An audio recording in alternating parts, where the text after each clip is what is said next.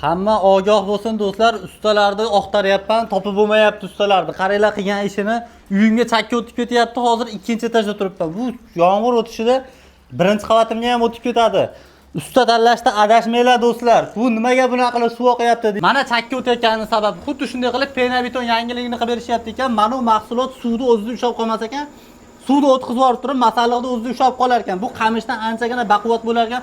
Bu narsadan foydalanadigan bo'lsangiz, endi chichqonlar tomingizda umuman yurmaydigan bo'ladi, hasharotlar ham umuman yo'q bo'ladi. Ko'rib turganlaringizda 7 sm, 10 sm gacha qo'yib berishyapti. Qo'limni ham ko'mib yuboradigan bo'ladi. Xuddi shu ko'rib turgan joylaringga 45 ming so'mdan kvadratini qilib berishyapti ekan. Vodiy bo'ylab 45 ming so'mdan xizmat ko'rsatishar ekan. Voha Toshkentga keladigan bo'lsa, yo'l kirasiga ozmoz qo'shilib qoladi deyishyapti. Kimgadir shunaqangi xizmatlar kerak bo'ladigan bo'lsa, qilinayotgan ishga 10 yil garantiya berar ekan. Issiq suv ushaydi. Qishda uy issiqqina, yozda muzdaygina bo'ladi. Konditsionerdan tokdan anchagina ekonom qiladigan bo'lasiz. Kimga shunaqangi xizmatlar kerak bo'ladigan bo'lsa, videoda pastga nomor qo'yaman. Aloqaga chiqsiz, O'zbekistonning kartasiga kirib olsangiz bo'ldi, liboy joyga xizmat ko'rsatishadi.